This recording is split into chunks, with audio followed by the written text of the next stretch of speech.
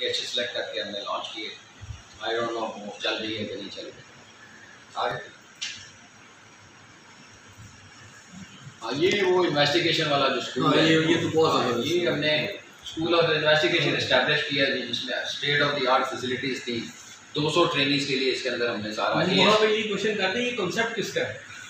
इतना ज़बरदस्त कॉन्सेप्ट यही था ना, हमारी आपस में डिस्कशन थी यार, ये बहुत ज़बरदस्त है। आपने भी वो देखा जो कि उसका एक्चुअली प्रेशर, वैसे मैं जब फर्स्ट टाइम DIG बना था तो उसको भी, लेकिन हमें जगह नहीं मिल रही थी उस वक्त। फिर जब मैं सेकंड टाइम आया तो मैंने पहले सोचा कि जो CTD है वहाँ से शिफ्ट हो गया, वो आगे नहीं देते मुनावा वाली साइड पे, तो वो भी मैंने खुद विजिट किया, तो उधर हमारा पैसा ज़्यादा लग रहा था। तो ये चूँकि चून में वो साथ ही पिछले जो मेन उनका बिल्डिंग है उसके साथ ही ये जगह अवेलेबल थी, तो बहुत थोड़े पैसों से और बहुत जल्दी हमने ये सारा कुछ कर लिया। ऐसे था जैसे में बैठे बिल्कुल ऐसे ही। और उस पर आई एम श्योर मेरी ख्वाहिश भी है और दुआ भी है तो इसका इस्तेफादा सही कर रहे हैं। वापस आ ये घर छोड़ दे, आगे चल। ये लंबी कहानी है, ये हमारे जो IT से चल रहा है वहाँ पे मामला। आगे चल। ये लॉकअप्स देख लें आप, जो मैंने टॉर्चर, हाई हैंडेडनेस और इलीगल डिटेंशन के लिए, अगर दूर दराज के थानों में उन्होंने इलीगल लोगों को रखा हुआ है तो IG के पास ये फैसिलिटी अवेलेबल है कि जी आज आप जाते हो कि जी वो मुनावा में या अटक में फलां थाने में उन्होंने बिला उसके नाजायज़ हिरासत में लोग रखे हुए हैं, तो आपको किसी से पूछने की ज़रूरत नहीं है या किसी को फिजिकली भेजने की ज़रूरत नहीं है। स्ट्रेट वे आप एंटर हो उस थाने में, आपको पता चल जाएगा 6 बंदे बैठे हुए हैं, स्ट्रेट वे उस SHO को लाइन पे लाएँ कि ये 6 बंदों का बताओ ये किस किस जुर्म में आपने इनको गिरफ्तार किया हुआ है। तो वो एक बहुत डेफरेंस थी, इस पर बड़ी रेजिस्टेंस हुई। बहुत सारे लोगों ने मुझे इस पर, सीनियर अफसरों ने कि सर ये आप पंगा ले रहे हैं, ये ना ही करें, लेकिन आई स्टिल वेंट अहेड। और फिर बाद में उन्होंने रियलाइज़ किया कि नहीं सर ये आपका फैसला सही था। ना ये इंडिया में हो रहा है और कई और एशियन और ममालिक में ये चीज़ नहीं है। बाकी SHOs को भी हम देखते हैं रोज़ाना कि जी वो अपने दफ्तरों में बैठे हुए कि नहीं बैठे हुए, उनकी अवेलेबिलिटी है। वरना पब्लिक को होता है कि थाने में जाओ SHO साहब मिलते ही नहीं है। तो ये भी एक IG के पास था और RPOs GPOs के पास कि वो अपने दफ्तरों में बैठ के मॉनिटर कर सकते हैं कि क्या SHOs पब्लिक को टाइम दे रहे हैं। और टाइम डेजिग्नेटेड बाय डिस्प्ले होता था कि इस वक्त से लेकर इस वक्त तक SHO जो है अपने दफ्तर में मौजूद होगा, सो दैट पब्लिक को पता होगा। और IG और वो सारे भी उसको देख सकते थे। ये देख रहे हैं आप नीचे कि वो बैठे हुए हैं और नज़र आ रहा है कि वो अपने पे मौजूद है। जगह आगे ये ट्रैफिक का था सिस्टम, ये अब शायद हो गया हुआ है कि टिकटिंग सिस्टम। वो आई एम श्योर लाहौर में तो एक दिन तो मुझे भी टिकट मिल गई है। वो मेरा ड्राइवर बड़ा तेज़ जा रहा था, तो वो आजकल बड़ा अच्छा सिस्टम है कि बाकायदा गाड़ी की तस्वीर आ जाती है और उसके अंदर जो बंदा बैठा हुआ है ड्राइव कर रहा है उसकी भी, सो यू हैव टू पे। ये बड़ा अच्छा सिस्टम जो लड़ाइयाँ भी हुई हैं, वो जाहिर है वो आपका ब्रेन चाइल्ड था। जी उस वक्त ये हमने किया। आप तो आई एम श्योर चल रहा है ठीक सर, आगे चल। अब वो आपकी तसल्ली के लिए अब आप रिलैक्स करें, अब वो तस्वीर नहीं आती वो, क्योंकि ये हुआ वाकई के जी कुछ घरों में लड़ाइयाँ होती। ये खैर टेररिज्म का इतना बड़ा वो नहीं है। आगे चले। तलाकों की शरह भी बढ़ी है इस तरह से, पिछले साल में तलाकों की शरह भी बढ़ी है। अच्छा, फिर ये जो कुछ हमने किया जो सिर्फ आपके लिए एक आधे मिनट में बता देता हूँ। हमने जितनी ये सारे इनिशिएटिव्स, हमने एक MOU साइन किया हार्वर्ड यूनिवर्सिटी और लम्स वालों के साथ कि यार बजाय मैं ये कहूँ कि सर मैंने ये कल को मैं जब मुझे अगर मौका मिलता तो प्राइम 6 महीने बाद हमने एनालिसिस कर लें, ये सारा कुछ हो गया है। अब पब्लिक बताए और एक्सपर्ट्स बताएं। लम्स यूनिवर्सिटी के डॉक्टर आसिम ख्वाजा बहुत लर्नेड आदमी पाकिस्तान और डॉक्टर अली चीमा ये लम्स में, इनसे हमने कहा कि आप हमें बताएंगे सर्वे करके मुख्तलिफ जगहों पे सैंपल करके चेकिंग, पब्लिक से पूछ के, थानों में जाके इधर उधर कि जी जो कुछ हमने ये नारे मारे हैं, जब बातें की हैं, आर दे बीइंग इम्प्लीमेंटेड और उससे पब्लिक को क्या फ़र्क पड़ रहा है। It does not matter. मैं हमेशा ये समझता हूँ कि जी मैं क्या कह रहा हूँ, जी मैंने इतने डाकू पकड़ लिए, चोर, इतने नाजायज़ असला पकड़ लिए, this does not matter until unless एक जो बाहर बंदा फिर रहा है he is not satisfied from me. मेरी ये सारी तकरीरें ला हासिल हैं, इनका कोई फ़ायदा नहीं। सो ये MOU साइन किया गया था उस वक्त। उसके बाद मुझे नहीं पता कि क्या ये वाकई इन्होंने कुछ एनालिसिस किया या नहीं किया, वो चूँकि फिर बात बीच में ही रह गई। ये अगर एनालिसिस होते हमें वो बताते हैं कि सर इसके अंदर ये चीज़ अच्छी हो गई है, ये चीज़ अभी भी अच्छी होने वाली है, उससे हमें रहनुमाई मिलनी थी और मज़ीद उन चीज़ों को बेहतर कर सकते। आगे चलें, ये हमने उसको गवर्नमेंट को, जो हमारे मुतल्लिका बेसिकली इशू नहीं है, पीएम को मैंने बताया था कि इरीगेशन डिपार्टमेंट पानी बहुत चोरी होता है, इसमें हमने उनकी बड़ी मदद की, वापडा की सुई गैस वालों की जो इलीगल कनेक्शंस थे। फिर वीट प्रोक्योरमेंट एक बड़ा सीरियस इशू था 2019 में, वो अभी भी खैर चल रहा है शायद, कि फूड डिपार्टमेंट का एक टारगेट होता है सूबाई हुकूमत का कि 33 लाख टन उन्होंने, मुझे याद है अच्छी तरह, और पिछले साल तो 2019 में रोज़े थे जब ये चल रहा था सारा अप्रैल में, और उनसे ये टारगेट पूरा नहीं हो रहा। तो हमने, मेरी सजेशन पे हमने कहा कि पहले अपना घर पूरा करें, गंदम सारी जाती है अफगानिस्तान, कोई बलूचिस्तान, कोई इधर उधर, पहले अपना घर पूरा करो। उस पर फिर हमने क्या किया, जो इंटर प्रोविंशियल हमारी बाउंड्रीज थी वो हमने सील की फॉर 7 डेज, और स्पेशल ब्रांच वालों ने जहाँ जहाँ लोगों ने छुपाई हुई थी गन, हम खड़े थे, अब मुझे डेट याद नहीं, 8 लाख टन थे, टारगेट था 33 लाख टन। तो चीफ सेक्रेटरी साहब और सारे सेक्रेटरी मिनिस्टर सारे परेशान थे कि ये क्या करें। मैंने कहा कि बस आप ज़रा हमें चांस दें 7 दिन के लिए, तो आपका टारगेट क्रॉस करें। एग्जैक्टली विद इन 7 डेज आपका 33 लाख से क्रॉस कर दिया। लोगों ने हज़ारों टन गंदम छुपाई हुई थी, कुछ ट्रकों पे जा रही थी, वो हमने उनको कन्फिस्केट किया, बंद किया, और जिससे इनका टारगेट 7 दिन में, जो ये परेशान थे कि पता नहीं क्या होगा, तो पूरा हो गया। पूरा हो गया। और ये it was appreciated in the cabinet meeting by the chief minister and by the chief secretary के सर, ये अगर पुलिस वाले हमारी मदद ना करते तो ये टारगेट हमारा पूरा नहीं होता। लाइक वाइज और भी बहुत सारी चीज़ें हैं। लैंड ग्रैबर से हमने एंटी करप्शन दूसरा आजकल कर रहा है, कब्जा ग्रुप, उसमें हमने इनकी बड़ी मदद की। आगे ये खैर ग्रीन पाकिस्तान ज़ाहिर है आपको पता ही है, पीएम का बड़ा वो है कि जी हर जगह दरख्त लगाए जाए, तो हमने भी बड़ी, पूरे पंजाब पुलिस ने इसको बढ़ चढ़ के हिस्सा लिया। चले इसको बंद करते हैं, आखिर यही आपकी स्लाइड थी। अब आपके कुछ सवाल जवाब होंगे, कर लेते हैं, साथ साथ आप चाय भी नोश फरमाएं। अभी आपके शायन तो पता नहीं चाय है या नहीं है, तो कोई सवाल जवाब अगर कोई जेन में है तो जी sir, most welcome. It was very wonderful assignment presentation. मुझे ये था कि आपने पंजाब माइक ऑन कर ले, सबको आवाज़ आ जाए।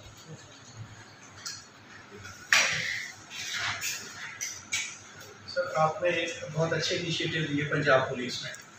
एक तो बता दीजिएगा कि रेलवे पुलिस का जो एक सिपाही है उसकी तनख्वाह पंजाब पुलिस के सिपाही के बराबर है। दूसरा ये, क्या रेलवे पुलिस को मर्ज किया जाएगा प्रोविंशियल पुलिस में? तीसरा ये कि सर इसका रेलवे पुलिस का ML1 और CPAC में क्या किरदार होगा? फिर ये है कि काउंटर टेररिज्म आप वहाँ ये सारे सवाल आपने पूछ लेने हैं, यही तो 3-4 सवाल है हमारे अंकल का। काउंटर टेररिज्म की स्लाइड चल रही थी, उसमें रेलवे पुलिस का क्या किरदार है? मैंने कई बार सुना है कि बलूचिस्तान में आपने किसी ने कोई बम वहाँ फिट किया हुआ था, तो वहाँ से बम डिस्पोजल से एक्वायर किया है, वो वहाँ से बम निकाला है, उसको डिफ्यूज़ किया है। वहाँ मुझे नज़र आता है कि वहाँ की पुलिस, मकामी पुलिस कर रही है। ये हम तक बात क्यों नहीं पहुँचती कि इसमें रेलवे पुलिस बड़ा अहम रोल प्ले कर रही है? इसमें देखें 4-5 सवाल। सिर्फ एक क्वेश्चन, वो आपसे ही रिलेटेड है। आपने कहा था कि सलाहुद्दीन वाला जो इशू था, आपने इसी के ज़रिए ट्रेस किया था, कैमरे के ज़रिए। फिर उसके वालिद ने गवर्नमेंट से 5 करोड़ क्यों लिए, कारपेटेड रोड क्यों ली, और गवर्नर ने और हाफिज सईद साहब ने जो कि जेल में बैठकर इस इशू को रिजॉल्व क्यों करवाया? सबसे पहला जो आपका सवाल है हमारा और रेलवे पुलिस का, और दूसरी सर फ्रैंकली स्पीकिंग हमारा उनका कंपैरिजन ही कोई नहीं। जैसे आपने देख लिया कि पूरा पाकिस्तान है हमारा ऑपरेशन एरिया, सर नफरी आपके पास 4800 है, सर 49 थाने हैं और कोई 98 के करीब चौकियाँ हैं। सर ये इंसानी तौर पर मुमकिन ही नहीं है कि जी पूरे पाकिस्तान को आप इतनी थोड़ी नफरी के साथ मौसर अंदाज में इफेक्टिवली हैंडल कर सकें, जो भी हमारी जिम्मेदारी हैं। ठीक सर। अब जितना इस पर हम कम बात करें उतना ही बेहतर है। रेलवे खसारे में चल रहा है, ठीक है। 12 दफ़ा उनको कहा गया कि जी आपका खसारा अपनी जगह, ये लॉ इन्फोर्समेंट एजेंसी है। पूरी दुनिया में लॉ इन्फोर्समेंट एजेंसीज के लोगों के साथ डिफरेंटली सलूक किया जाता है। एक जो क्लर्क बैठा हुआ है रेलवे का ठंडे दफ्तर में, उसको और मेरे कांस्टेबल को आप बराबर नहीं ट्रीट कर सकते, क्योंकि कांस्टेबल बाहर महफूज होगा, अच्छे जज्बे में स्पिरिट्स में होगा, इक्विप होगा, उसको कोई ना कोई हेलमेट जैकेट पहनी होगी, तो आप ये अंदर बैठे हुए महफूज हैं। अगर वो खुदा न खास्ता महफूज नहीं है तो फिर आप भी महफूज नहीं है। अब मेरा कांस्टेबल या सामने हमारी सदीर पुलिस लाइन है, 23,000 रुपये ले रहे कांस्टेबल। ये अगली सड़क पे आप चले जाएँ किला गुजर सिंह, लाहौर पुलिस का सिपाही 46 एग्जैक्टली डबल।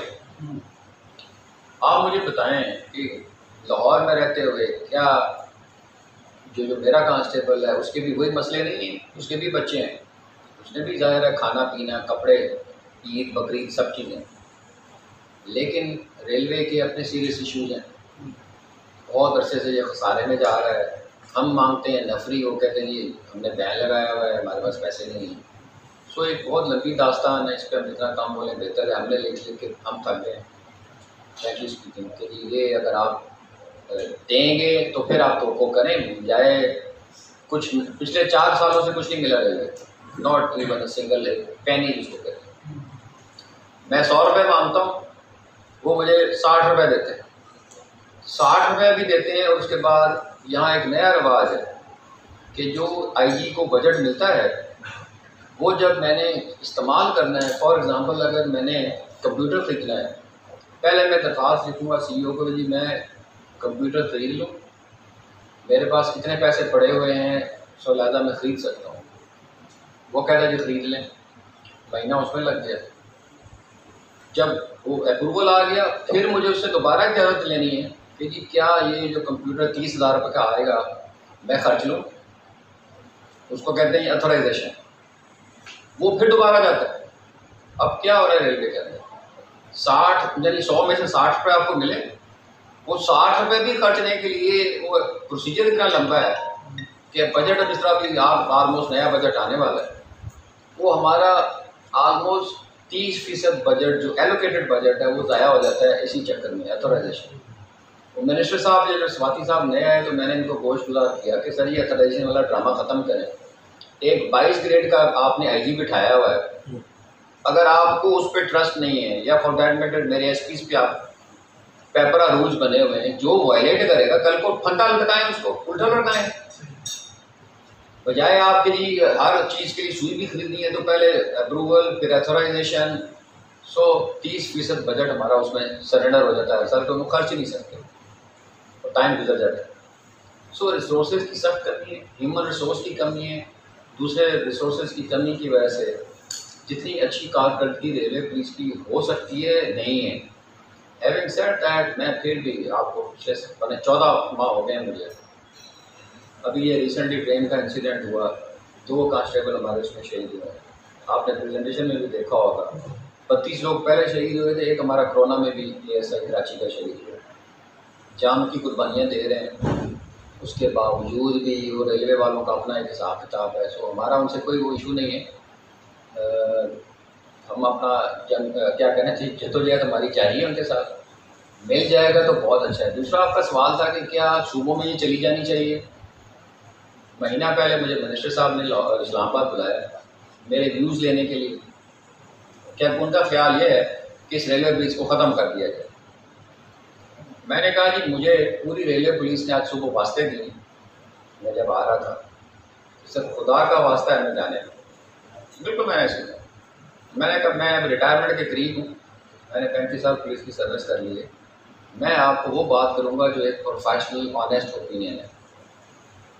अदरवाइज़ एक सिपाही से लेकर DIG तक मैंने कहा जी वो नहीं रहना चाहते रेलवे, तो तनख्वाहें नहीं है। तो वकार अब्बासी साहब आज पंजाब में चले जाएँ, इनकी 3.5 लाख तनख्वाह, यहाँ इनको 2 लाख मिल रहा है।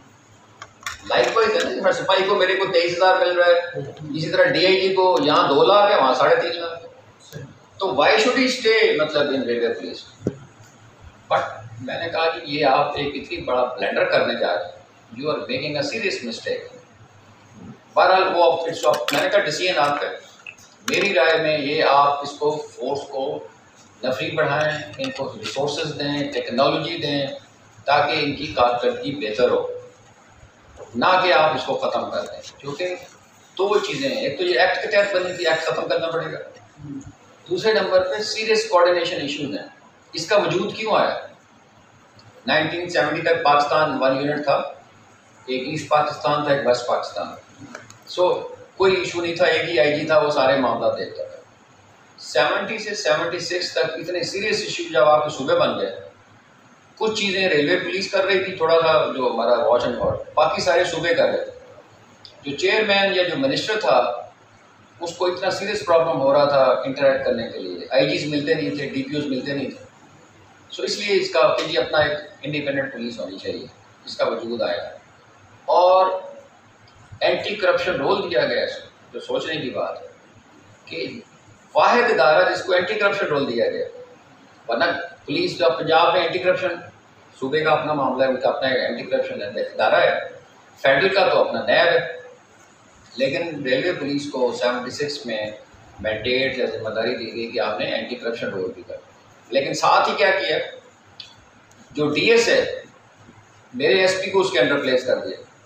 अब एसपी की एसीआर लिखता है डीएस। आप मुझे ये बताएं, जिसकी चोरी पकड़नी है उसकी एसीआर वो एसपी क्यों रिपोर्ट उसके खिलाफ करे और उसकी एसीआर खराब कर दे? मैंने आते साथ एक एनालिसिस करवाया, पिछले 5 सालों में कितने एसपी ऐसे हैं जिन्होंने अपने डीएसएस की बेईमानियां और मिस अप्रोप्रिएशन या कोई गलती चोरी चिकारी पे रिपोर्ट की है, नॉट इवन वन।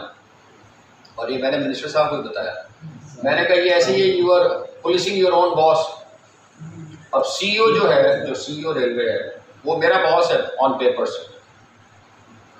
अब मैं अपने बॉस को क्यों वो करूँगा? वो अलग बात है कि हमने फिर एक तरीका निकाला, मेरे पास एक स्पेशल ब्रांच भी है छोटी सी, उनसे हम दाएं बाएं से कुछ छोटी मोटी खबरें आ जाती हैं, उसकी इंक्वायरी करा के भेज देते हैं कि फ़लाँ जगह पे ये माल चोरी हो रहा है, फ़लाँ जगह पे फ़लाँ बंदा ये कर रहा है, जो भी हमारे नॉलेज में आता है, लेकिन उसका कोई आगे इम्पैक्ट नहीं है। अब बहुत सारी चीज़ें ऐसी जो मैं खुल के बात नहीं कर सकता, आप लोगों का पता कोई नहीं, ऑफ द रिकॉर्ड बातों को भी कल को चलाना शुरू कर देंगे। लेकिन देखो, ये it's a department which is being mismanaged. One liner, management बेहतर करो, ना कि रेलवे पुलिस ख़त्म कर दो।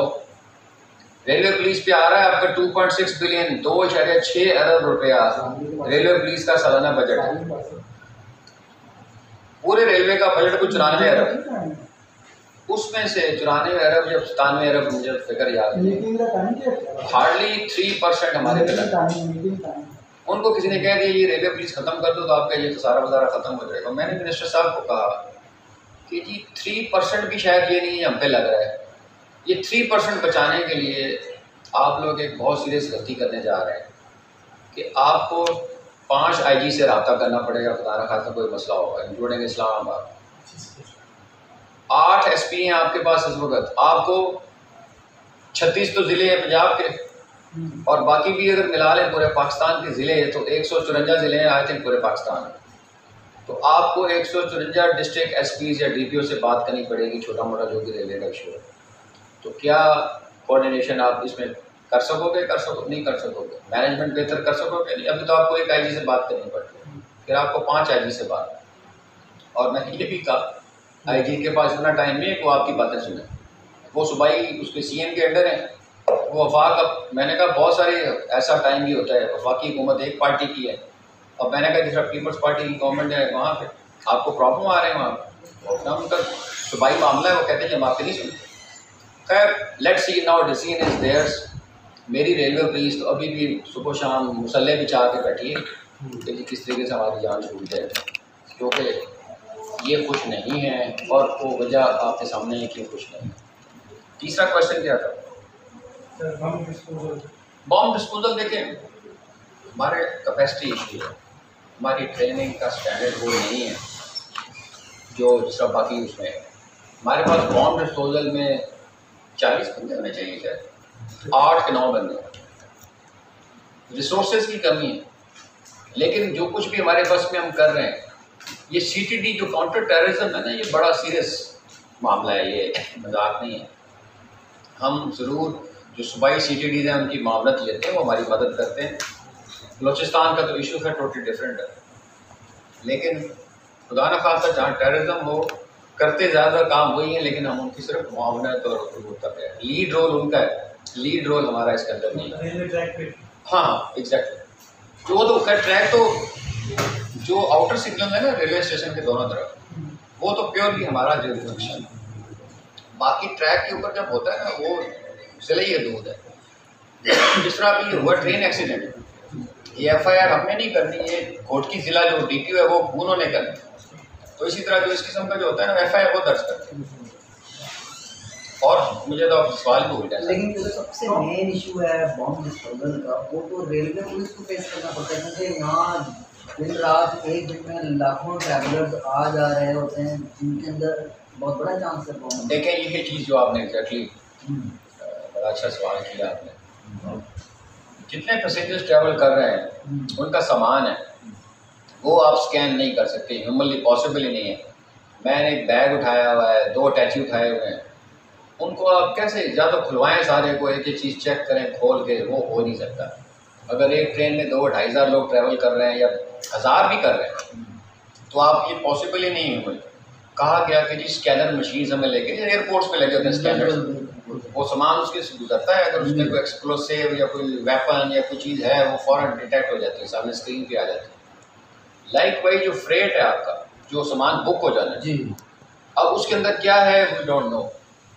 वो मतलब इतने बड़े बड़े बॉक्सेज हैं, ये वो उधर भी कोई स्कैनर नहीं। 10 स्कैनर लिए गए 2010 या 11 में, 2 साल उनको लगाने में लग गए। आपकी इतला के लिए उन 10 स्कैनर्स में से इस पर सिर्फ 3 काम कर रहे हैं, 7 आउट ऑफ ऑर्डर हैं। जब कहा गया इनको रिपेयर कराएं तो 60-60, 70-70 लाख रुपये उनकी रिपेयर पे आता है। सो उनके पास पैसे नहीं हैं। हमने कहा चलो उनको छोड़ दें, 20 स्कैनर हमें नए लेके दे दें। अब उस पर अभी तक खतों की किताबें चल रही है। तो आप जिस तरह आपने कैमरा सिस्टम चीप लगवाया, इस तरह तो आपको स्कैनिंग डिवाइसेस भी बहुत चीप आ गई हैं, सारी दुनिया में भाई यही आपको कर रहा है। अगर मैंने ये मास्क खरीदना है ना, मैंने CEO से पूछना है, मैंने आपको मैंने बताया। मैं समझ गया आपकी बात, लेकिन ये कि इसके ऊपर ज़्यादा शोर होना चाहिए, क्योंकि मेरा जो ऑब्जर्वेशन है वो वाला। हाँ, CPAC में देखें, वो जितने भी ये CPAC प्रोजेक्ट्स हैं ना, इसके अंदर एक इनबिल्ट है 1% will be spent on security. जितने भी पाकिस्तान में CPAC प्रोजेक्ट चल रहे हैं ना, उसके अंदर उनके PC1 में शामिल होता है कि 1% जो टोटल खर्चा आएगा उसका 1% जो सिक्योरिटी के मामला आते हैं, जिसके अंदर ज़ाहिर है लोग रखने हैं आपने, फिर आपने वॉच टावर्स बनाने हैं, आपने इक्विपमेंट लेना है सिक्योरिटी का, वो सारा उस प्रोजेक्ट का 1% इन चीज़ों पर लगा। जैसा ये ऑरेंज ट्रेन बनी या सोलर पार्क बहावलपुर में बना है या जो कादरपुर में या जुसाईवाल के करीब, ये सारे के सारे जो सिक्योरिटी पे लोग तैनात होते हैं वो उस पर ख़र्चा आता है। लेकिन इसके अंदर वो पहले रखा गया था, फिर वो निकाल दिया गया। अभी तक इसका फैसला नहीं हुआ कि सिक्योरिटी रेंजेस ने करनी है। जब ML1 स्टार्ट होगा, आया सिक्योरिटी रेंजेस करेगी, आर्मी करेगी, पुलिस करेगी, सूबाई पुलिस करेगी, railway police, so it is still undecided. So जाहिर है जो भी करेगा फिर उसको रिसोर्सेज तो उनको देने पड़ेंगे। और जो सलाउद्दीन वाला केस है, इसके अंदर पंजाब पुलिस या हरियाणा पुलिस का 1% भी कोई रोल नहीं, ठीक है। उसकी जो डेथ हुई वो बेचारा साइको था, उसके वो सारी फुटेजेस में है बेचारा।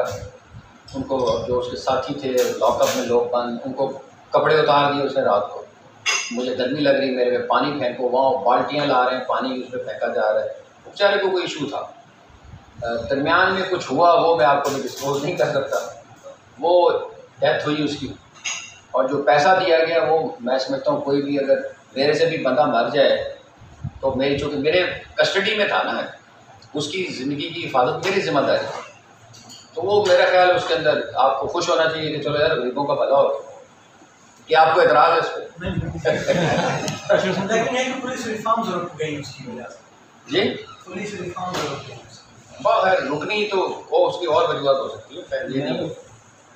अच्छा सर, एक तो ये जो आपने ब्रीफिंग में दी है इसके ऊपर डॉक्यूमेंट्री में दी रेलवे की राइट्स और आपकी अपनी जो परफॉर्मेंस है, इसलिए पॉसिबल कि हमें वो व्हाट्सएप के ऊपर शेयर हो जाए चाहिए क्या डॉक्यूमेंट्री? हाँ जी, तो चाहे कि हमको पेज वगैरह उसको पूरे कलर दे दो, ये डॉक्यूमेंट्री तो एक हमारी अंदर का वो है सिलसिला। कुछ आपको कुछ चीज़ें आपको चाहिए वो आपको डी साहब वैसे दे देंगे, जो अगर आपको डाटा कुछ चाहिए कुछ ऐसा डाटा वो आपको दे देंगे। ट्रेड शेड्यूल में भी हो लिखा जा सके।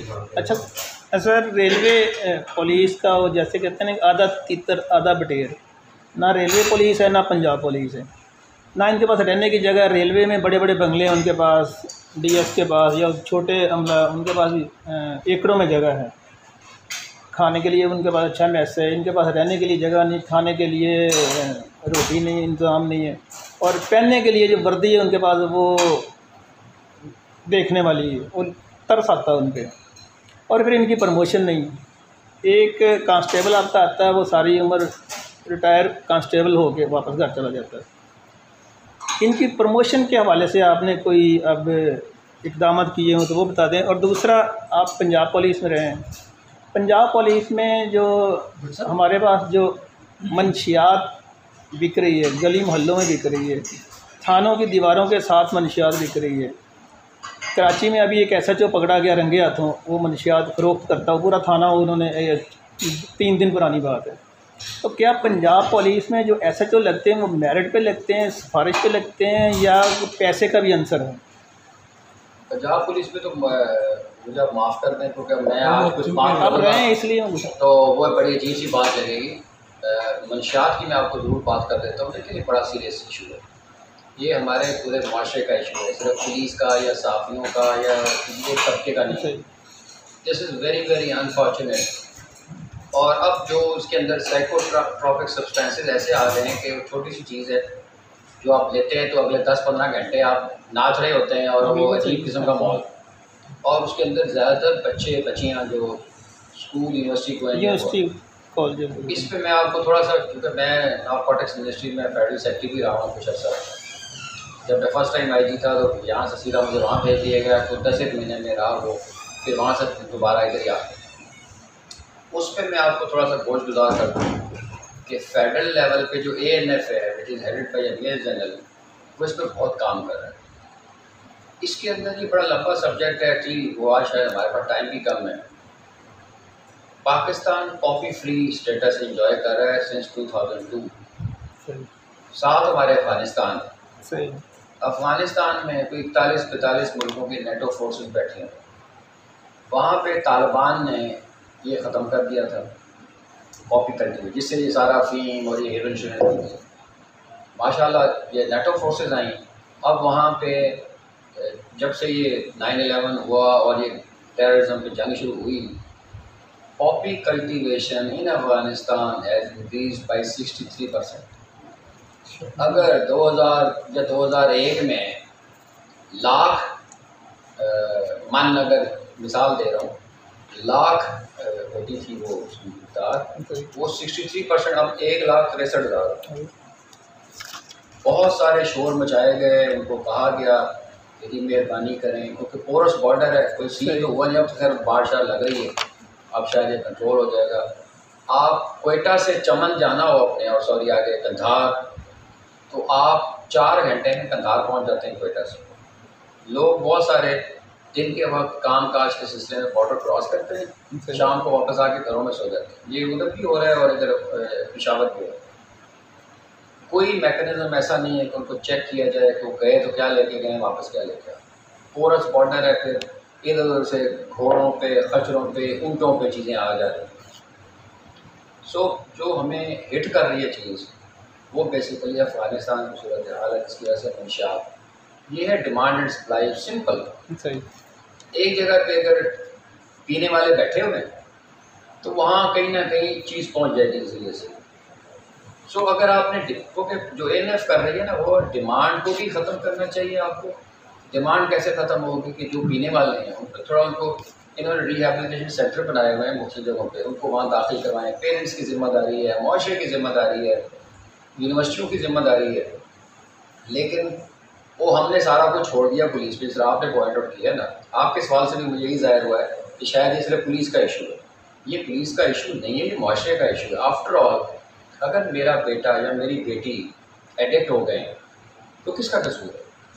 वो कोई बाहर तो किसी की जिम्मेदारी, वो मेरी अदम तवज्जो मेरी ignorance की वजह से हुआ है ना, पेरेंट्स की वजह से।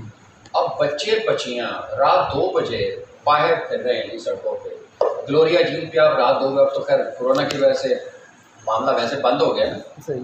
But you are living in Lahore, 2 बजे आप ग्लोरिया झील पे एक 20 साल की बच्ची 19 साल की बच्ची बैठी क्या कर रहे हैं? Where are her parents? उसकी वालदा किधर है, उसका वालिद किधर है?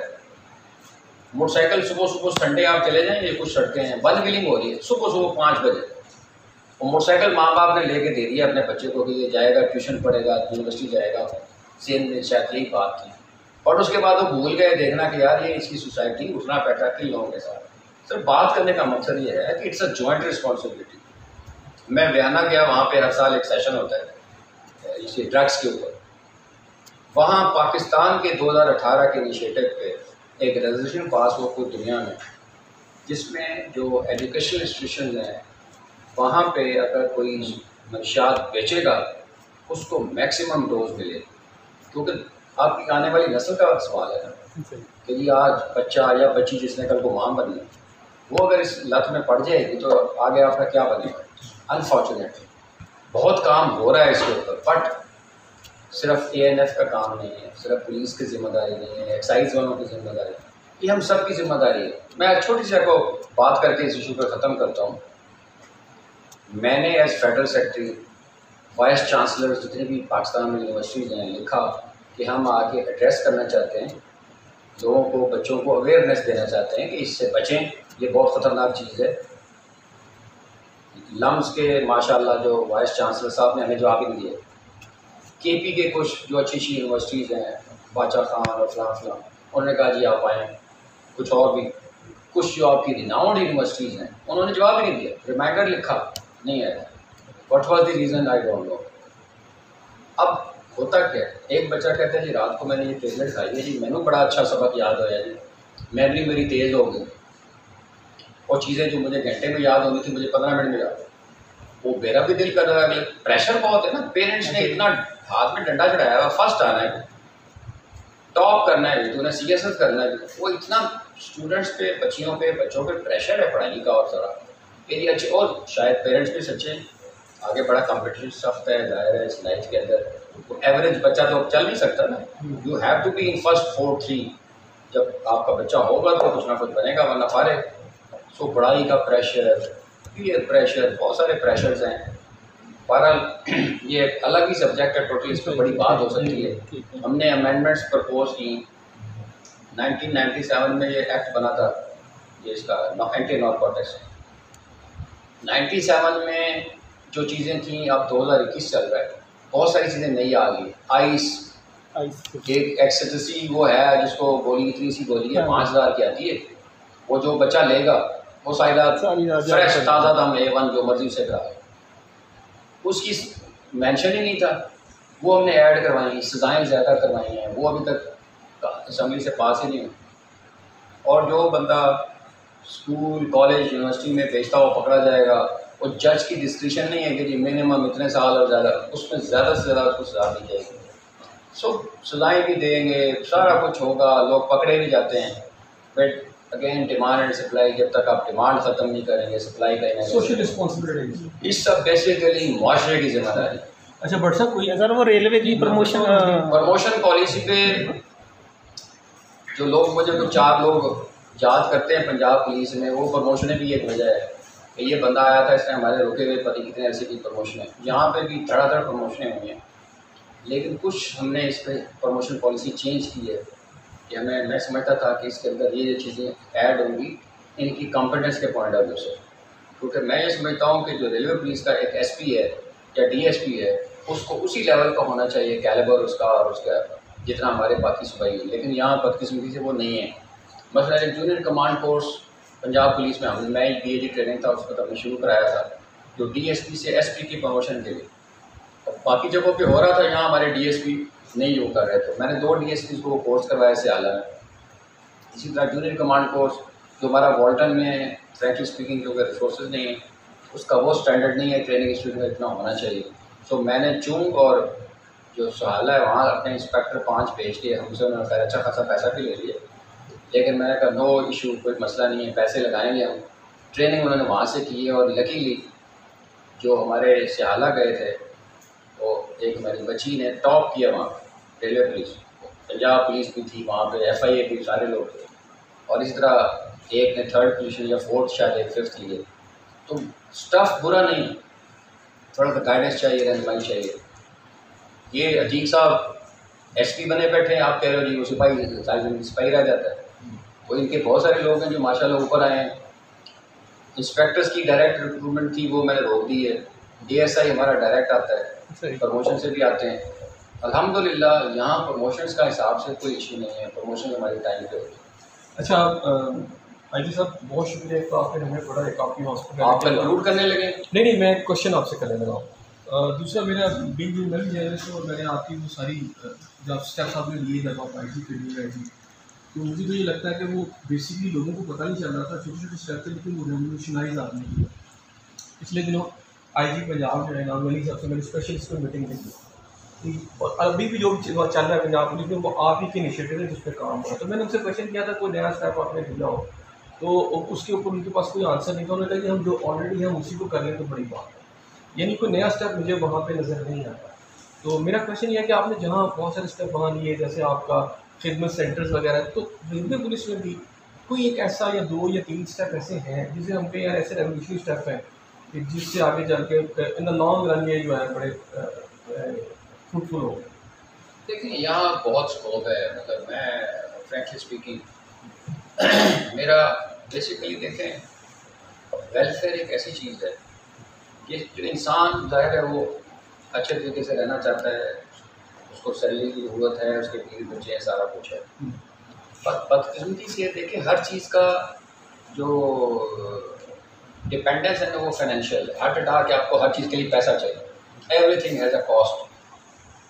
कुछ स्पेस जरूर अवेलेबल होती है जिसके अंदर मे भी मुझे गवर्नमेंट की सपोर्ट की चाहिए या इतने मुझे पैसे नहीं चाहिए। इनके मैंने इधर भी आके दरबार किया, I have been to each. हालांकि मैं कोयटा गया तो जब वो कहने लगे सर यहाँ आखिरी IG साहब बदले, वही मैंने हुसैन साहब थे जो 2014 में रिटायर हो गए, वो शायद कोयटा गए थे, उसके बाद कोई IG नहीं गया। तो मैं तो हमेशा स्टाइल मेरा यही है कि मैं तो जाकर खुद सुबह से खुद बात करता हूँ, उनको मोटिवेट करता हूँ। लेकिन यहाँ रेलवे पुलिस में जो मुझे फील हुआ कि जहाँ मैं गया उन्होंने कहा सर हमारा TADA बंद। अब TADA मेरा भी बंद है, मज़े की बात, 1.25 साल से TADA बंद है। उनको लिख रहे हैं कि TADA आपने देना है, आज ना देंगे 10 साल बाद भी देना पड़ेगा। एक बंदे ने अपने सरकारी ड्यूटी देते हुए उसने ट्रैवल किया है, so you have to give him. आज भी दे देंगे तो ठीक है, कल भी देना पड़ेगा।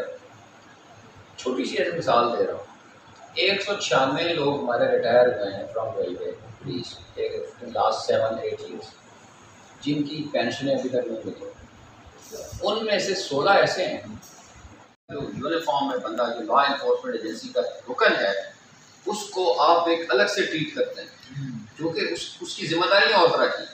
अब क्यों जी एक सिपाही शहीद होता है वाना में तो आर्मी चीफ साहब घर पहुँच जाते हैं, जनाजे में शामिल होता है कोर कमांडर साइड में, Y?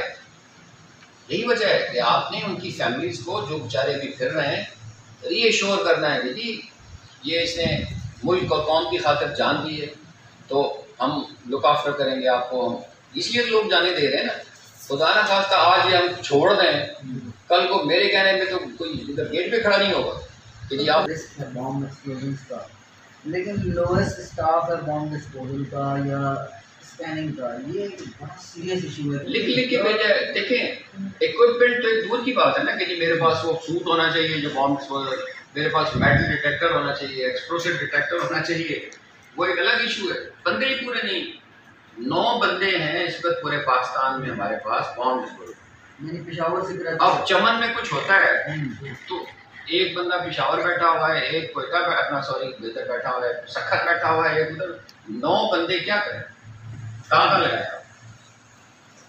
So these are serious issues. Anyway, खैर थैंक यू वेरी मच, आप लोग तशरीफ लाए यहाँ पे और एक मौका दिया हमें कि हम आपको अपना रोना धोना जो है बयान करें। मैं तो इसको रोना धोना कह सकते, बट एक चीज़ मैं ज़रूर कहूँगा, एंड पे being the head of the force, resource constraint, financial resources कोई नहीं है, ह्यूमन रिसोर्स कोई नहीं है, टेक्नोलॉजी कोई नहीं है, स्टिल मैं ये दावे से कह सकता हूँ आज भी मेरी फोर्स जो जिम्मे मसलन मिनिस्टर साहब आए, उन्होंने कहा जी आईजी साहब इंक्रोचमेंट्स रेलवे की ज़मीनों पे बहुत कब्जा हुआ है। मैंने कहा जी हम आपके साथ हैं। मेरे लोगों को DSPs को SHOs को पत्थर लगे हैं, सर फटे हैं, बाजू फ्रैक्चर हुआ है। कराची सिंध में बहुत ज़्यादा इशू है, बाकी जगहों पे भी है लेकिन उधर बहुत सीरियस साल से ज़मीनों पे कब्जे हुए हमने छुड़वाए हैं, जिनका बड़े बड़े रिनाउंड कंपनीज जिन्होंने कब्जे किए हुए थे अपनी ज़िंदगी को खतरे में डाल, तो सारी जगह हमने करोड़ों अरबों रुपए की ज़मीन को हमने बागबाजार करवाया है। ये SP साहब बैठे हैं, कोई दिन खाली नहीं है कि हम इंक्रोचमेंट्स नहीं ख़त्म करवा रहे हैं। पिशावर में, कोयटा में, सखर में। इसके अलावा जो मसलन कहा गया कि टिकट लेस पैसेंजर, हालांकि हमारा काम नहीं है।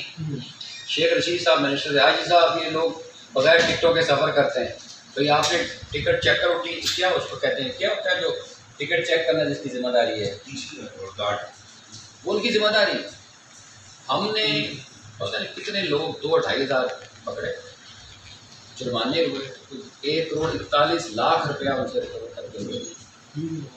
मैंने सिर्फ एक मीटिंग में कहा चेयरमैन साहब को कि सर जी हमारा काम नहीं था, हमने ये किया है, क्या आप लोगों ने वो जो बेसिक जिसकी जिम्मेदारी थी टिकट चेक करना, जब हमने एक ट्रेन में से 10 बंदे या 20 पकड़ लिए बगैर टिकट के, तो आपने उनके खिलाफ क्या एक्शन लिया?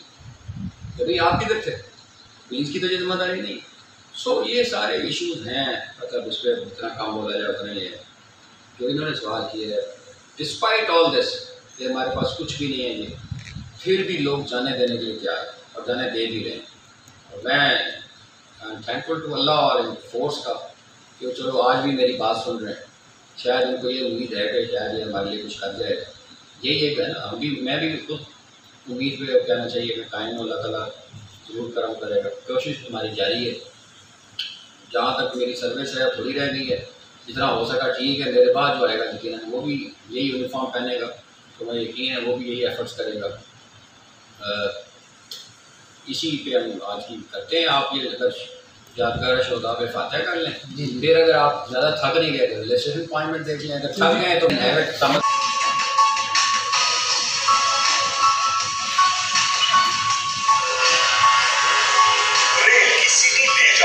उस दुनिया में जहाँ चाहत भरी यादें आज भी सबके दिलों को गरमाती है। रेल के सफर से जुड़ा तहफ्फुज़ का एहसास रेलवे पुलिस के इन जवानों की जज्बा खिदमत की मजबूत मिन्नत है, जो अपने प्यारों से दूर दिन रात बिला ताद मुसाफिरों की खिदमत में सरगर्म हम रहते हैं। पाकिस्तान रेलवे पुलिस एक्ट 1977 के तहत कानून रेलवे पुलिस के अमराज और मकासद में पाकिस्तान रेलवे की तंजीबात, अपराध और अमले की हिफाजत करना, जराइम की रोकथाम और तहकीकात कर अमन व अमान का कयाम, दहशतगर्दी, करप्शन, स्मगलिंग और मनशियात के खिलाफ कार्रवाई करना, लेबर यूनियन की सरगर्मियों पर नजर रखना और रेलवे के मुसाफिरों की हिफाजत और इन्हें खिदमत फराहम करना है।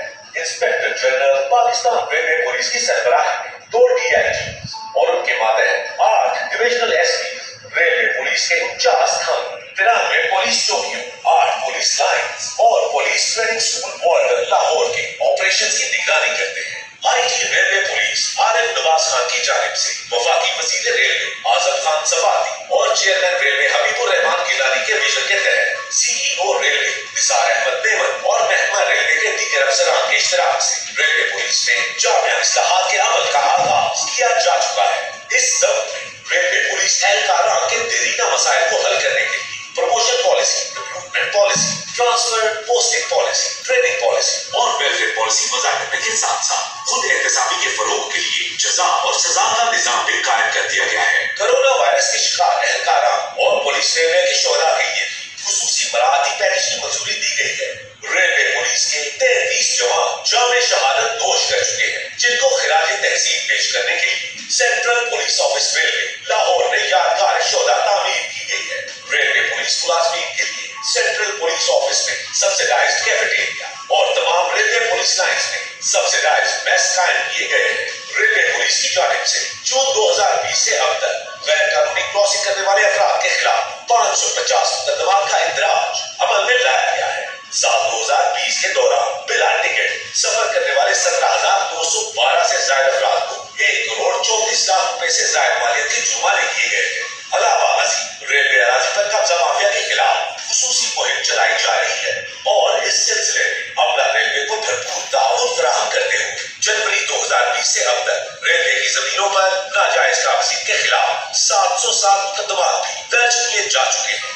IG railway police Arif Nawaz Khan की हिदायत पर मुल्क भर में रेलवे पुलिस के 8 डिविजनल हेडक्वार्टर्स में काम 16 हेल्प एंड रिपोर्टिंग सेंटर, गुमशुदा और घर से भागे बच्चों, मुसाफिरों के गुमशुदा सामान और दीगर हंगामी नौयत की सूरत-ए-हाल में फौरी इमदाद फराहम कर रहे हैं। जनवरी 2020 से लेकर अब तक 94 गुमशुदा बच्चों, 56 बच्चियों और घर से भागे 170 लड़के, 89 लड़कियों और 28 खवातीन को उनके वर्षा के हवाले किया गया, जबकि 1350 मुसाफिरान का 1 करोड़ 14 लाख रुपए से ज्यादा मालियत का गुमशुदा सामान बाजियाब करवाया जा चुका है। ट्रेन पे सवार होने के दौरान मेरा हैंड बैग जिसमें मेरा मोबाइल और पैसे भी थे गुम हो गया। रेलवे पुलिस को फौरन मैंने इत्तला की। रेलवे पुलिस ने मेरे साथ भरपूर ताउन करते हुए मेरा गुमा हुआ हैंड बैग मुझे वापस किया। इस पर मैं रेलवे पुलिस का शुक्रिया अदा करती हूँ। मैं शुक्रिया अदा करता हूँ रेलवे पुलिस का, जिन्होंने मेरा गुमशुदा बैग मुझे ढूंढ के दे दिया। बहुत मेहरबानी। बहुत मेरा बच्चा अपनी मिट्टी में, मैं बहुत खुश हूँ। रेलवे पुलिस का बहुत शुक्रिया। बहुत शुक्रिया रेलवे पुलिस का। जो हमारा बच्चे कराची से गुम हो गया था, लाहौर में आ गया था, रेलवे पुलिस वाले ने पकड़ा और उनको कार कर दिया। हमारे बच्चों का भी बहुत ख्याल किए, हमारा भी बहुत इज्जत है। रेलवे पुलिस की तमाम 8 डिविजन में काम रेलवे तंजीबात बशमूल रेलवे वर्कशॉप में से साजो सामान की चोरी जैसे जराइम के खिलाफ 217 मुकदमात का इदराज अमल में लाते हुए लाखों रुपए मालियत का सामान वापस करवाया गया और मुजरिमान की गिरफ्तारियां अमल में लाई गई। सिक्योरिटी और मॉनिटरिंग को यकीनी बनाने के लिए मुल्क भर में 31 बड़े रेलवे स्टेशन पर सेफ सिटी प्रोजेक्ट की तर्ज पर आईटी कैमरों की तंजीम अमल में लाई जा रही है। सीपैक प्रोजेक्ट और उसमें शामिल ML1 प्रोजेक्ट में रेलवे पुलिस के मुजम्मिला किरदार के पेश नजर जामिया सिक्योरिटी प्लान को हतमी शक्ल दी जा रही है, जिसमें नई अफरादी कुव्वत की भर्ती, नए थानों और चेक पोस्टों के कयाम और रेलवे पुलिस के लिए जरूरी नए आला और गाड़ियों की खरीदारी जैसे इक़दाम शामिल है। Railway police training school warden को जदीद खतूत पर इस्तेमाल किया जा रहा है, जहां रेलवे पुलिस के एहलकारान को मुख्तलिफ किस्म के महकमाना कोर्सेज करवाए जा रहे हैं। पाकिस्तान रेलवे पुलिस जिद्दत, तरक्की और इस्लाहात की मंजिल की जानिब तेजी से रवाना है।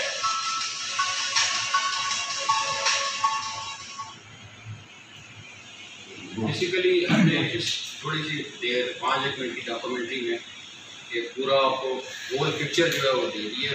कुछ चीज़ें हैं शायद जो मे बी रिपीट होंगी, कुछ चीज़ें इसमें कवर नहीं है, वो मैं डेली हेडक्वार्टर को कहूँगा कि वो आप कर रहे हैं, थोड़ा सा स्लाइड्स की मदद से ज़रा ब्रीफ करते हैं, very brief.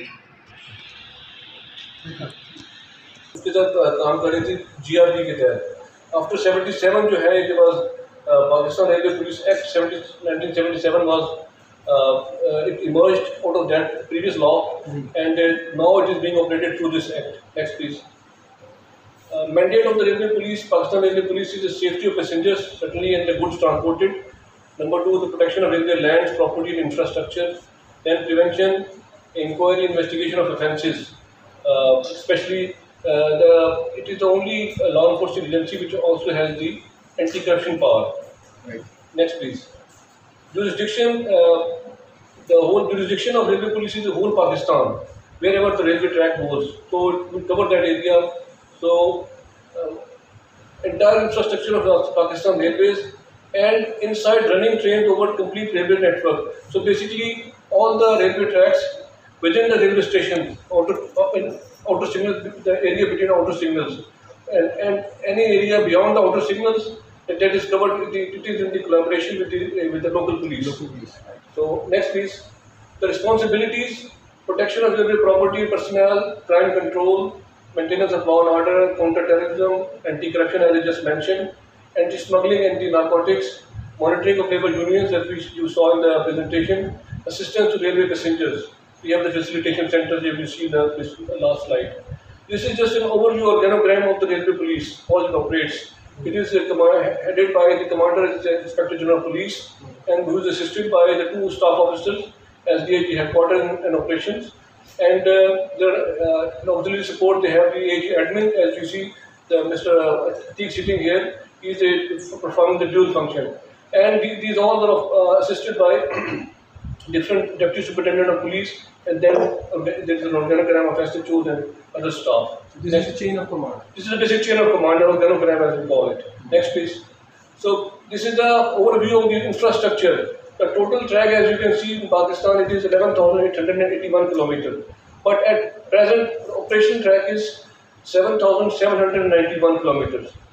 And the operational railway stations, 454, railway yards are 61, railway workshops, you can see 7, factories of 4, dry ports 12, store depots 13. This is on the right side, you see the railway police, one CPO is they're sitting here, divisional superintendent's offices are 8, there are 8 police lines, 49 police stations, 98 police posts, and 1 training school, which is located at Walton. Next please. This is an overview of the human resource. For your consumption, basically, as you see the last slide, the total. So we have sanction strength of 7,279. At present, we have operating with the 4,866, and we are deficient in 2,413 staff. Basically, majority of them are the constables, and we have been keep pressing for the new recruitment to fill up this gap. Next, please. This is an overview of the budget which is allocated to the railway police. As you can see that the total. Next, please. This is an overview of the railway police help centers. This was established at 16 railway police stations in 2004. They perform the staff deputed perform duty round the clock. They have a reporting center. They provide facilities and first aid, and they also keep watch on the illegal vendors and beggars. Next, please. So this is not just an overview of the railway police. आगे तो दिखा just briefly, क्योंकि ये आज का वैसे subject नहीं था, लेकिन चूँकि एहसन साहब की ख्वाहिश थी जो हमने वहाँ उसका ये प्राइम मिनिस्टर साहब को मैंने प्रेजेंटेशन दी थी 2 सितंबर 2019 को. आगे चले. I will just go through what is the problem statement क्या है. ट्रांसपेरेंसी की तो है कमी के लिए, वो उसको बेचारे को नहीं पता कि जब मैं थाने में जाऊंगा तो जो मेरा जेन्युइन इशू है उसको ट्रांसपेरेंट तरीके से हल करने की कोशिश की जाएगी. और आखिरी है inadequate resources to sustain operation and investigative processes. जाहिर है जो रिसोर्सेज चाहिए, क्योंकि लॉ इन्फोर्समेंट बहुत ही एक एक्सपेंसिव मामला है. जिन मुल्कों में पुलिस ज़्यादा अच्छा काम कर रही है वहाँ पर उनको रिसोर्सेज भी उसी के हिसाब से दिए गए. बट एनीवे, हमने अपने सिनेरियो में प्राइम मिनिस्टर साहब के सामने ये रखा कि continuing with the present status is not an option.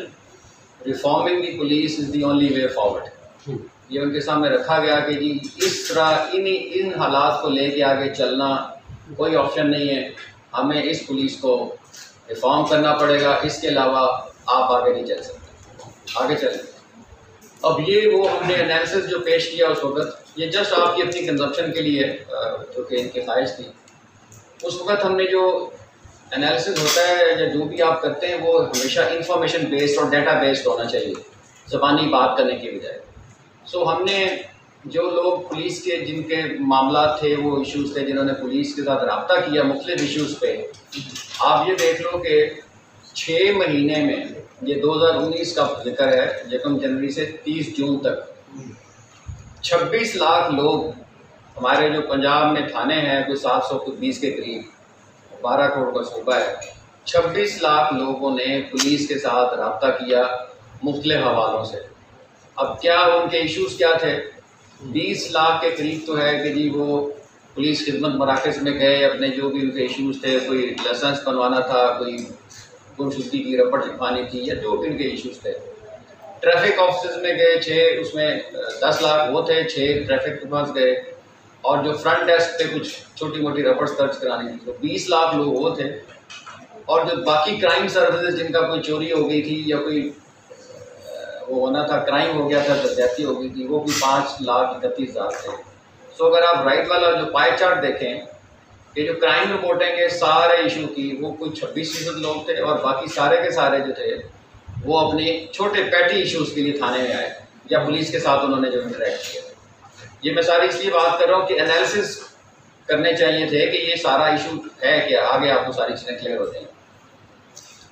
अब यहाँ पे ये शायद स्लाइड ख़राब हो गई है. इसमें जो परसेंटेज हुई है कि जी लोग 3 किस्म के जो थानों में गए, वो आप राइट साइड पे नीचे आ जाए क्योंकि ऊपर वो परसेंटेज बीच में से मिसिंग है।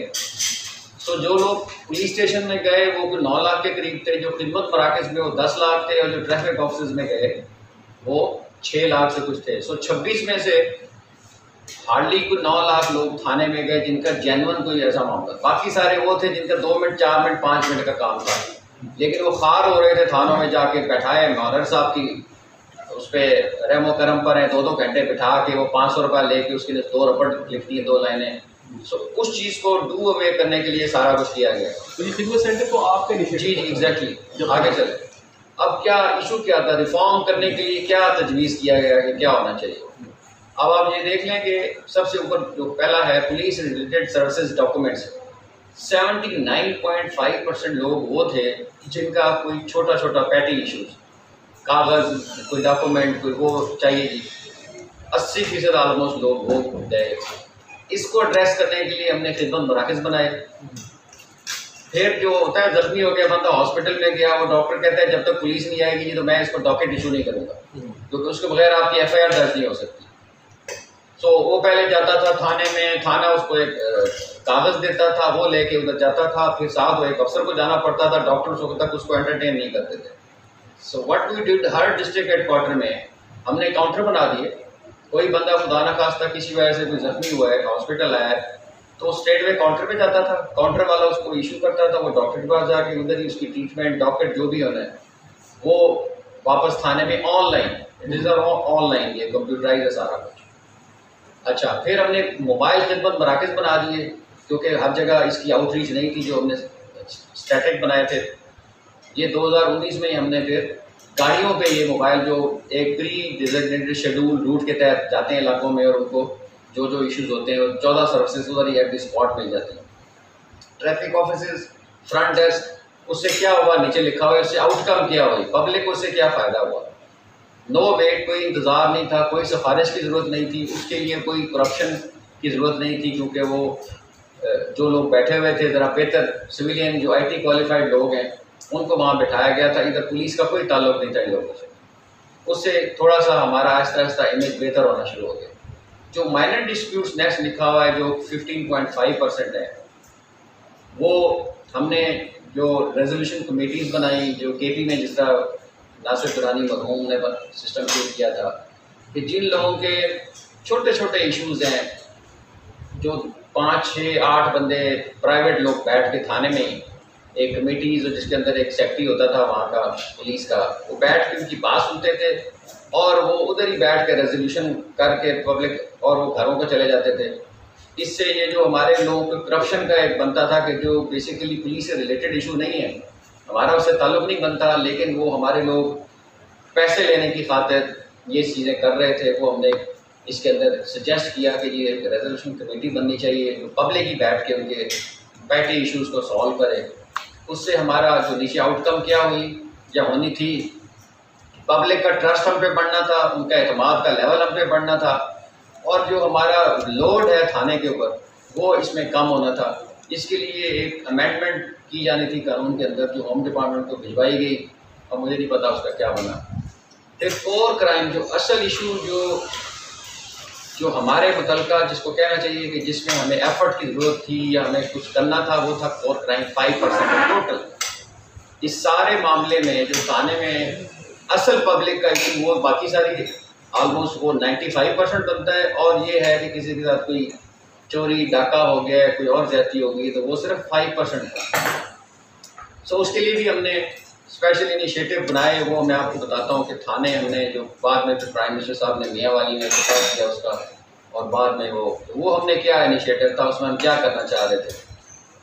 और इसी तरह जो कंप्लेंट रेड्रेसल मैकेनिज्म है, वो प्राइम मिनिस्टर साहब का भी एक पोर्टल बना हुआ है, फिर CM साहब का भी था, फिर हमने IG का एक बनाया हुआ था, जिसमें और साथ ही साथ हमने आई थिंक शायद पूरे एशिया में ये नहीं है कि थानों में हमने जो लॉकअप होता है जिसके अंदर मुलजिम बंद होते हैं, उनका भी हमने कैमरे लगा दिए, और वो कैमरों की एक्सेस थी IG ऑफिस में।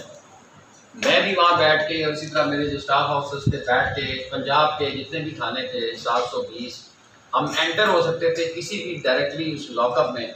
इस वक्त राजनपुर के फलां थाने में कितने मुलजमान बंद हैं, उनको हम लाइव देख भी सकते थे। और इसी तरह वो जो एक रहीमियार खान में डेथ हुई थी एक सलाउद्दीन नामी शख्स की, जो ATM से वो चोरी करते हुए पकड़ा गया था, वो बाद में हम पे बड़े इल्ज़ाम लगे कि पुलिस ने तशद्दुद कर दिया ये वो। उस पर हक़ायक़ जानने के लिए वही कैमरा हमारे काम आया कि जब वो सारी फुटेजेस को एक मिनट का उसमें देखा गया कि ये जब आया है लॉकअप में डाला गया तो इसके साथ क्या क्या हुआ नहीं हुआ। सो रेजिस्टेंस बहुत थी। इस वक्त मुझे बहुत सारे पुलिस वालों ने कहा सर ये आप कैमरे ना लगाएं, ये तो तफ्तीश ही नहीं हो सकेगी, ये तो फिर ये हो सकेगा वो हो सकेगा। But I went ahead, police की रेजिस्टेंस के बावजूद हमने वो कैमरे सारों में लगाए। आई एम श्योर अभी भी वो चल रहे हो। उससे जो हमारा ओवरऑल पुलिस टॉर्चर और ये जो इल्ज़ाम थे वो बहुत ज़्यादा कम हो गए, हमारी सर्विस डिलीवरी बेहतर होगी। आगे चले। अब ये वो था जो पेश किया गया कि ये वो ट्रांसफॉर्मेशन पुलिसिंग मॉडल है कि हम क्या करें। ये 5T बेसिकली ट्रस्ट है, टैक्टिक्स, ट्रेनिंग, टेक्नोलॉजी और टेररिज्म, कि हम क्या क्या चीज़ें करें जिससे हमारा जो पुलिस का निज़ाम है वो बेहतर हो जाए और आवाम का हम पे जो ट्रस्ट है वो ज़्यादा हो जाए। अब एक एक करके ना सिर्फ एक मिनट खोलते चले जाएँ। पहला था खिदमत मराकज़, ये आपको पता ही है।